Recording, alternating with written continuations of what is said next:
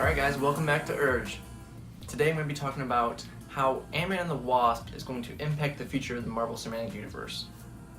So without any further ado, let's get right down to it. There's definitely going to be spoilers here, so another time to check out. And as always, if you're new to the channel, please remember to like and subscribe, it helps a ton.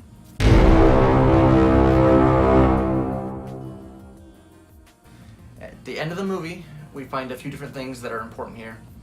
I think they planted a few seeds here for potential offshoots down the line, and I'll explain those in a second, but also there's definitely some theories and things that are going into the end of the movie now that are going to directly impact Avengers 4. So first off, we know when Janet Van Dyne is down there and Hank goes to get her, she talks about how she's like evolved basically and become like this above a normal human. With the whole Snapshot thing, if everyone that was taken away from the snap by Thanos goes into a version or a quantum realm type thing and they get impacted by this energy or whatever, and then they come back, that could be a seed or a plot point that Marvel might try to use now that they're getting a hold of the X-Men franchise with the Fox deal. So they could use that as an explanation as to why all these people are suddenly getting random mutations and stuff, is because they've been exposed to this quantum energy through Thanos' snap. So all these people that come back from being gone or whatever in this other realm or reality or whatever they may be, they could be exposed to some kind of energy. So then you might see these people, the other half of the universe that came back, might be exposed to genetic mutations, which would explain where the X-Men come from. So that could be a whole nother way that they get implemented into the MCU with this Fox deal going through. It's definitely going to happen at some point in time, and this could be a really good explanation as to why and how that makes sense. But for the actual impacts into Infinity War Part 2, or Avengers 4, whatever you want to call it, at the end of the movie when they've got the smaller version of the Quantum Realm Tunnel built, and they're going to send Ant-Man in, Janet mentions, don't get lost in a time vortex because we may not be able to get you, you're going to get lost in there forever or whatever. So my thought is that he goes in there, snap happens, they all vanish, he's screwed because he's trapped in the quantum realm, doesn't have a way to get out, but he does have the quantum energy. I think he's probably going to get out of there some way, shape, or form, so he's probably going to go into the time vortex, which he was specifically told not to go into, because let's be honest here, why bring up a plot point of something, mention an item or something that you can or cannot do or shouldn't do if they're not going to mention it or use it later on. So, and you find that in a lot of movies where they'll say like, this is the thing that, you know, you should never do, and it turns out at the end of the movie that's how you beat the villain, is by doing the thing that you should never do, or, you know, finding a way to do that, like when Doctor Strange, don't mess with time or whatever, you can mess up everything, and then he uses that to defeat, you know, it's the same kind of thought here. So he gets in the time vortex, he either gets spit out in the future or the past. I'm thinking he's going to get spit out in the future, maybe like 5 or 10 years later. That would explain why with the set pictures and stuff of Avengers 4, how they all look a little bit older and everything. Maybe some time's passed, they're still trying to figure out how to beat Thanos and how to reverse everything that's happened, but they're having issues. Well, with Ant-Man getting spit out, he would, you know, have the quantum energy thing with him because he sucked up all that energy in there. So, and this would also go with the theory with Doctor Strange giving off the time stone, letting Tony live. So Ant-Man will come back with, come back to the future.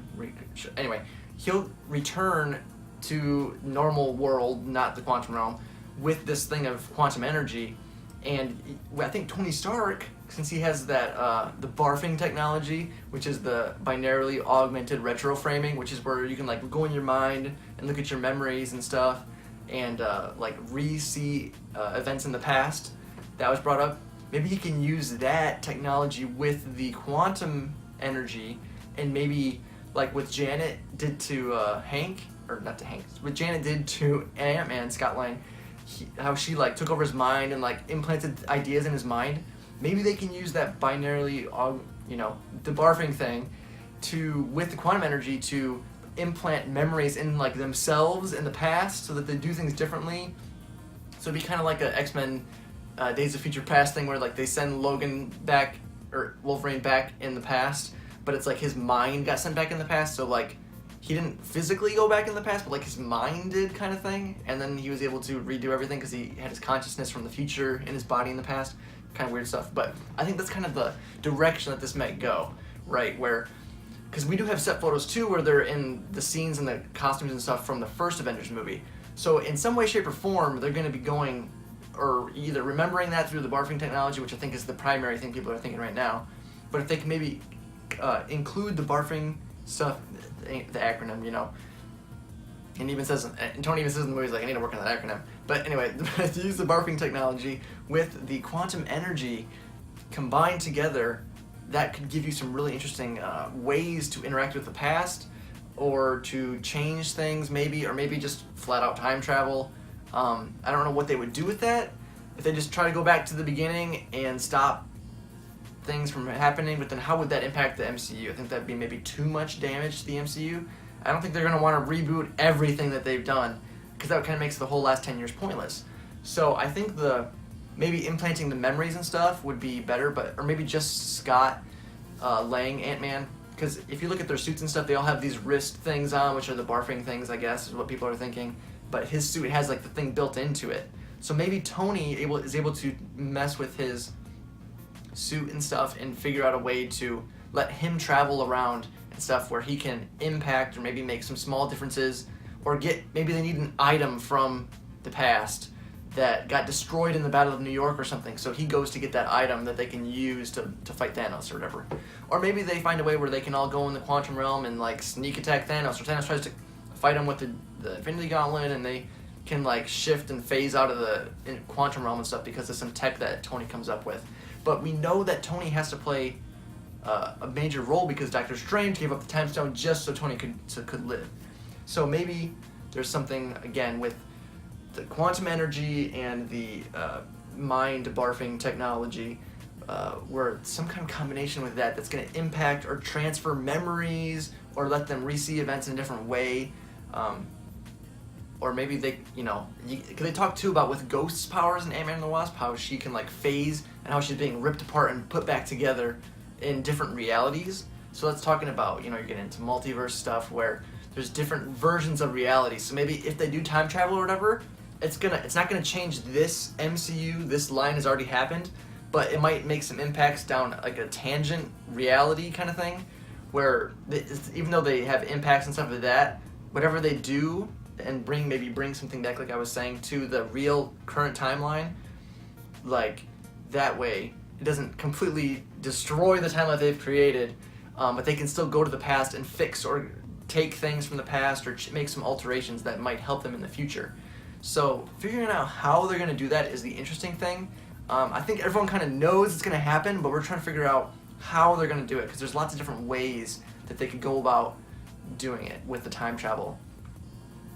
But those are pretty much my major thoughts. We know that the quantum realm is going to play a huge role, and it's kind of like, if you go and watch the movie again and try to look for all of the little references here and there, maybe like Ant-Man stays stuck in the quantum realm, maybe he doesn't go through the time vortex, and maybe Tony finds a way to mess with quantum realm technology, and then they have like the thing that happened with Janet and Scott happens with Scott and Tony, where Scott's like in his mind kind of like trying to tell him how to get me out of here or whatever, and then they're able to get him and pull him out through Tony creates some quantum technology or something to pull him out. Or maybe Luis comes up to the van that they're working on and presses a button and out comes Scott and nothing changes. But I don't think that would happen. So it's just trying to figure out what's going to happen. We know it's going to happen. Something's going to happen with Quantum Realm. Apparently, something's going to happen too with Captain Marvel in the Quantum Realm. There's rumors and stuff that her movie's going to have to do with that kind of stuff as well. So the more emphasis they put on this Quantum Realm stuff, the more it's obviously going to be a major role in how they beat Thanos. Overall, those are my major thoughts. Ant-Man and Wasp really set up a way for them to possibly incorporate the X-Men or other mutants into the MCU through the whole evolution thing that Janet went through. But then you also have set up for the next Avengers movie with the time traveling and the barfing and all that craziness, figuring out how it's going to work. So, if you guys have any other thoughts, any other theories, I'd love to read them and hear what you guys have to say. So let me know in the comments below. If you enjoyed the video, please remember to like and subscribe. Hit that bell for notifications so you know all of our new videos come out. But as always, guys, thanks for watching.